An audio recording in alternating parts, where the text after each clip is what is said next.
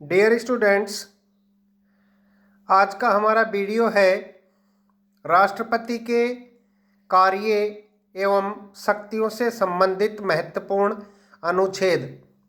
हालांकि पूर्व के वीडियो में मैंने आपको राष्ट्रपति के कार्य एवं शक्तियों के बारे में अवगत कराया।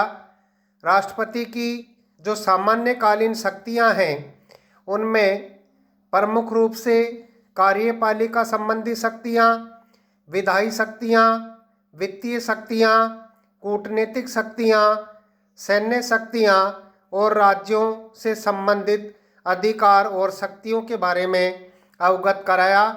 अब आज के वीडियो में मैं आपको राष्ट्रपति के कार्य एवं शक्तियों से संबंधित कुछ महत्वपूर्ण अनुच्छेदों के बारे में अवगत करा रहा हूँ।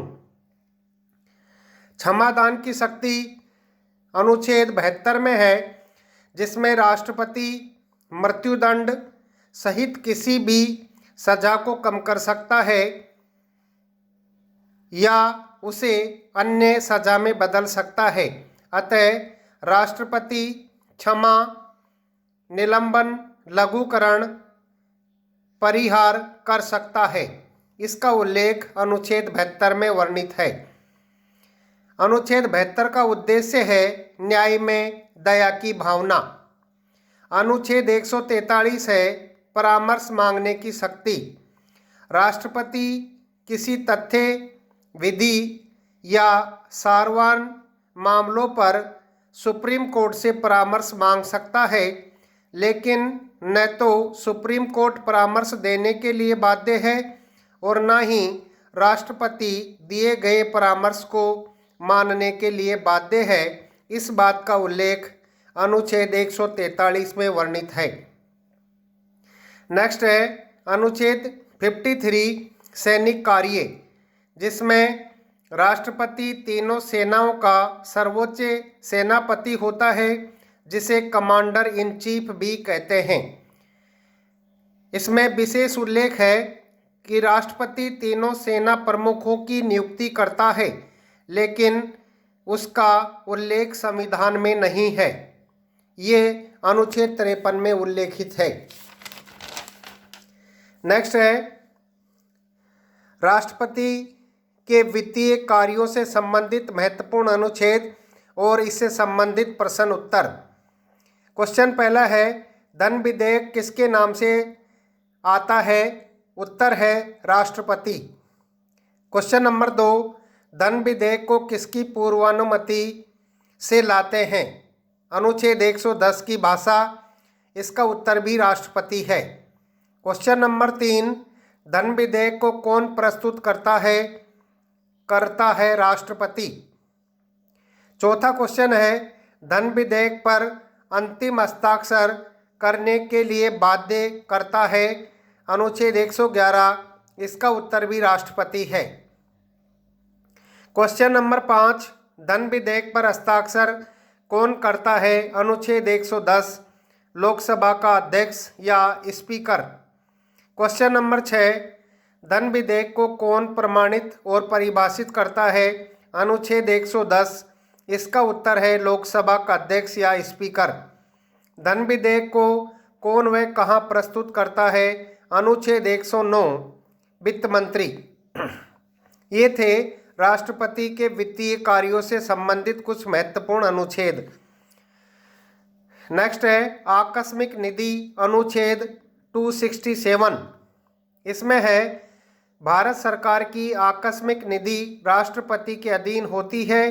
किसी आपदा के आने पर इसमें से राशि खर्च की जाती है। भारत सरकार की आकस्मिक निधि में 500 करोड़ रुपए हैं। राज्य सरकार की आकस्मिक निधि राज्यपाल के अधीन होती है। नेक्स्ट है राष्ट्रपति के कार्यपालिका संबंधी कार्यों से संबंधित महत्वपूर्ण अनुच्छेद, जिसमें अनुच्छेद 74 विशेषकर उल्लेख है। राष्ट्रपति को परामर्श देने के लिए एक मंत्रिपरिषद होती है, जिसका प्रधान प्रधानमंत्री होता है। इस बात का उल्लेख अनुच्छेद 74 में वर्णित है। 1976 में 42वें संविधान संशोधन द्वारा राष्ट्रपति को मंत्रिपरिषद का परामर्श मानने के लिए बाध्य किया गया है और उस समय पीएम श्रीमती इंदिरा गांधी थी। लेकिन 1978 में 44वें संशोधन द्वारा बाध्य शब्द के स्थान पर अब यह प्रावधान किया गया है कि राष्ट्रपति मंत्रिपरिषद के परामर्श को सिर्फ एक बार वापस लौटा सकता है। ऐसा पीएम मोरारजी देसाई के समय में हुआ। इसका तात्पर्य यह है कि राष्ट्रपति किसी भी महत्वपूर्ण विधेयक को मंत्रिपरिषद के पास एक बार पुनर्विचार के लिए लौटा सकता है, लेकिन दोबारा जिस स्थिति में भी मंत्रिपरिषद उस विधेयक को राष्ट्रपति के पास भेजेगा तो राष्ट्रपति उस पर हस्ताक्षर करने के लिए बाध्य होगा। अनुच्छेद 75 में राष्ट्रपति द्वारा प्रधानमंत्री की नियुक्ति की जाती है और प्रधानमंत्री के परामर्श से वह अन्य मंत्रियों की नियुक्ति करता है। सभी मंत्रियों को पद और गोपनीयता की शपथ राष्ट्रपति दिलाता है। इस बात का उल्लेख अनुच्छेद 75 में वर्णित है। 91वां संविधान संशोधन 2003 जो लागू 2004 में हुआ, प्रधानमंत्री सहित मंत्रिपरिषद की सदस्य संख्या लोकसभा की सदस्य संख्या के अधिकतम 15% होगी। जैसे 15/100 × 545 यानी मंत्रिपरिषद के सदस्यों की संख्या अब 2004 के बाद 82 हो सकती है। मंत्री व्यक्तिगत रूप से राष्ट्रपति के प्रसाद पर्यंत तक अपने पद पर रहता है। मंत्रिपरिषद सामूहिक रूप से लोकसभा के प्रति उत्तरदायी होता है। यदि कोई मंत्री ऐसा है जो संसद के किसी भी सदन का सदस्य नहीं है तो उसे 6 माह के भीतर संसद का सदस्य निर्वाचित होना जरूरी है। मंत्रिपरिषद के वेतन भत्तों का निर्धारण संसद करती है। इस बात का उल्लेख भी अनुच्छेद 75 में किया गया है कि कोई भी ऐसा मंत्री जो संसद के किसी भी सदन का सदस्य नहीं होगा तो उसे 6 माह के भीतर संसद का सदस्य निर्वाचित होना जरूरी होगा। नेक्स्ट है अनुच्छेद 76 में महान्यायवादी अटॉर्नी जनरल का प्रावधान है। केंद्र सरकार का वकील और कानूनी सलाहकार देश का प्रथम विधि अधिकारी या सर्वोच्च विधि आयोग, इसकी नियुक्ति राष्ट्रपति करता है।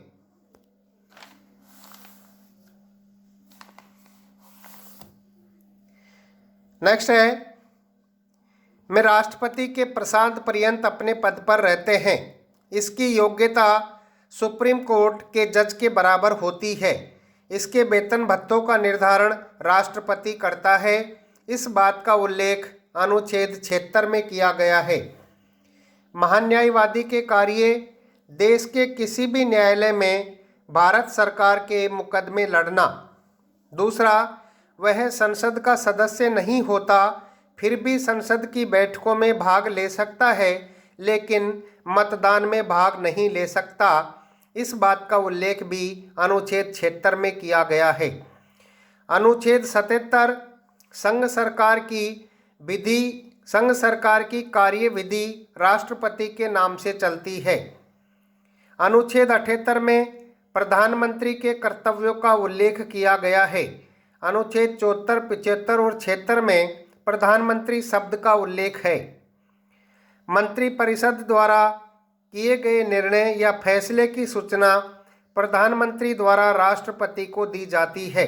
अतः हम कह सकते हैं कि मंत्रिपरिषद और राष्ट्रपति के मध्य की कड़ी प्रधानमंत्री होता है। इस बात का उल्लेख अनुच्छेद 78 में है। नेक्स्ट है कार्यपालिका संबंधी कार्यों से संबंधित महत्वपूर्ण अनुच्छेद। सीएजी कंट्रोलर ऑडिटर जनरल अनुच्छेद 148 से 151 में इसका वर्णन किया गया है। सीएजी की नियुक्ति राष्ट्रपति करता है। इसका कार्यकाल 6 वर्ष या 65 वर्ष की आयु तक, जो भी पहले हो, तक रहेगा। शपथ, इसको राष्ट्रपति शपथ दिलाता है। वेतन भत्तों का निर्धारण संसद करती है, जो भारत सरकार की संचित निधि पर भारित होते हैं। सीएजी के कार्य, वह भारत सरकार के वार्षिक आय व्यय की रिपोर्ट तैयार करके राष्ट्रपति को देगा और राष्ट्रपति उस रिपोर्ट को संसद में रखता है।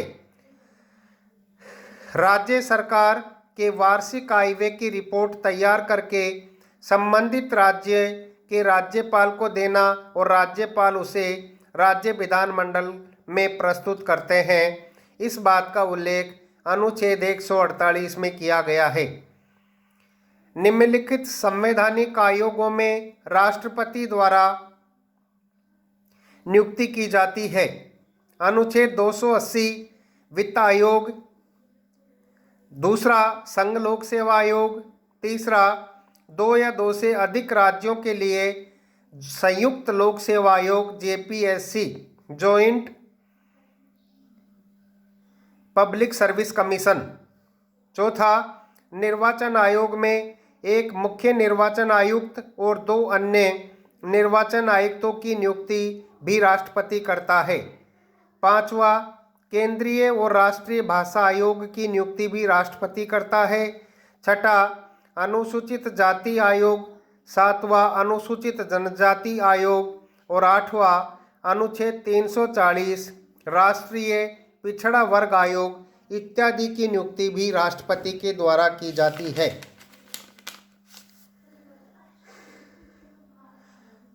निम्नलिखित संवैधानेतर या गैर संवैधानिक आयोगों में अध्यक्ष एवं सदस्यों की नियुक्ति राष्ट्रपति करता है। केंद्रीय सूचना आयोग में मुख्य सूचना आयुक्त और सूचना आयुक्तों की नियुक्ति राष्ट्रपति करता है। केंद्रीय सतर्कता आयोग में मुख्य सतर्कता आयुक्त और 2 सतर्कता आयुक्तों की नियुक्ति भी राष्ट्रपति करता है। राष्ट्रीय मानव अधिकार आयोग, राष्ट्रीय अल्पसंख्यक आयोग और लोकपाल आदि का गठन भी राष्ट्रपति के द्वारा किया जाता है। तो ये थे राष्ट्रपति के कार्यपालिका संबंधी महत्वपूर्ण अनुच्छेद। इसी प्रकार नेक्स्ट है विधायी या कानूनी कार्यों से संबंधित महत्वपूर्ण अनुच्छेद, जिसमें अनुच्छेद 79 में संसद के 3 अंग राष्ट्रपति, लोकसभा और राज्यसभा। लोकसभा को निम्न सदन और राज्यसभा को उच्च सदन कहा जाता है, जिसके सदस्यों की संख्या लोकसभा की 545 और राज्यसभा की 245 है।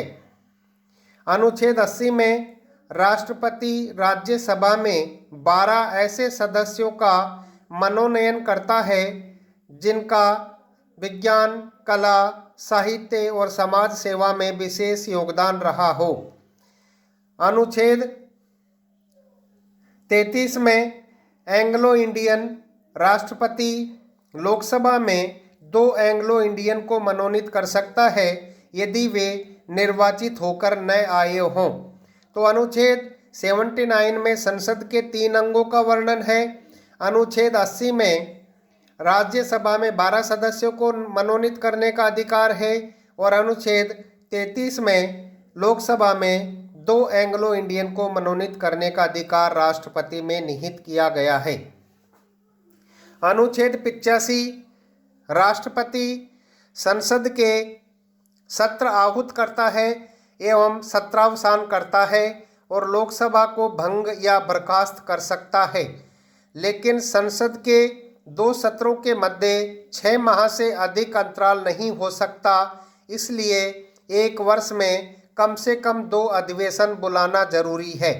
यानी अनुच्छेद 85 में संसद के सत्र को आहूत करने से संबंधित अधिकारों का उल्लेख किया गया है।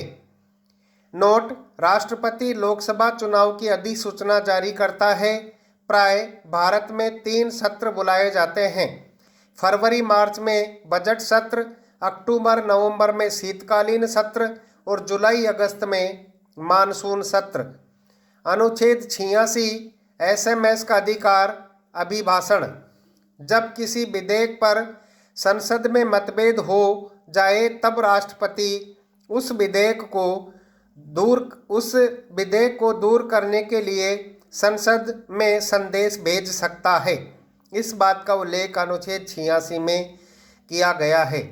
अनुच्छेद 87 विशेष अभिभाषण। झूठ का पिटारा।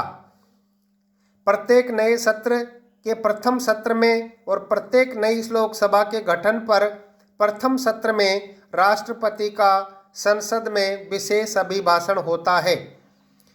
इसमें विशेष बात है, इस विशेष अभिभाषण को केंद्रीय मंत्रिपरिषद तैयार करती है, जिसमें सरकार की उपलब्धियों व भावी योजनाओं का उल्लेख रहता है। इसी प्रकार इस विशेष अभिभाषण के बाद संसद में सर्वसम्मति से धन्यवाद प्रस्ताव पास किया जाता है। इस बात का उल्लेख अनुच्छेद 87 में वर्णित है। नेक्स्ट है अनुच्छेद 108 संयुक्त अधिवेशन के संबंध में। राष्ट्रपति साधारण विधेयक पर मंत्रिपरिषद के परामर्श से संसद का संयुक्त अधिवेशन बुला सकता है।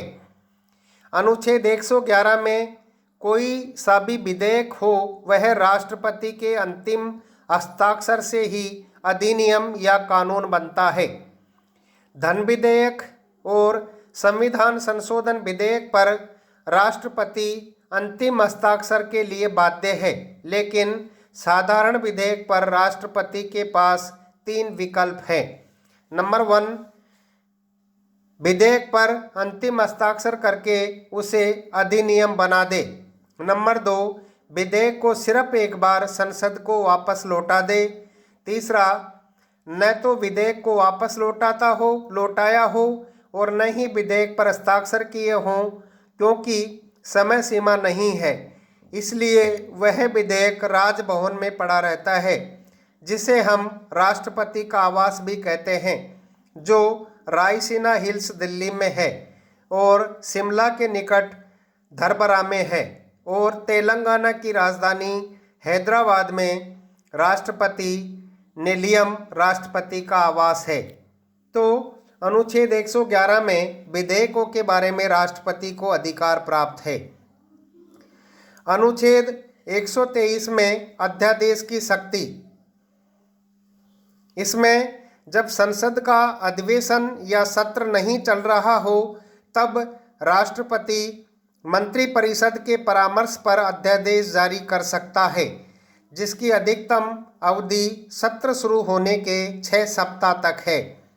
इसका तात्पर्य यह होता है बच्चों कि जब संसद का अधिवेशन या सत्र नहीं चल रहा हो तब राष्ट्रपति मंत्रिपरिषद के परामर्श पर अध्यादेश या ऑर्डिनेंस जारी कर सकता है, जिसकी अधिकतम अवधि सत्र शुरू होने के 6 सप्ताह तक होती है। यदि 6 सप्ताह के भीतर संसद ने अध्यादेश पास नहीं किया हो तो 6 सप्ताह बाद अध्यादेश समाप्त माना जाएगा। इसमें विशेष बात है, यदि विकल्पों में 6 सप्ताह न हो तो अध्यादेश की अधिकतम अवधि 6 माह मानी जाएगी। तो ये थे राष्ट्रपति के विधायी और कार्यपालिका संबंधी कार्यों से महत्वपूर्ण अनुच्छेद। ये अनुच्छेद मैंने आपको इसलिए बताए हैं ताकि आपको ये ध्यान रहे कि किस अनुच्छेद में राष्ट्रपति के बारे में क्या अधिकार निहित है। तो आज का वीडियो था हमारा राष्ट्रपति के विधायी और कार्यपालिका संबंधी कार्यों से संबंधित महत्वपूर्ण अनुच्छेद। धन्यवाद। आपकी कोई जिज्ञासा हो तो आप मुझसे कमेंट्स बॉक्स में लिख सकती हैं या मुझसे संपर्क कर सकती हैं। आगे का हमारा वीडियो होगा राष्ट्रपति की आपातकालीन शक्तियाँ। आज का वीडियो यहीं तक। धन्यवाद।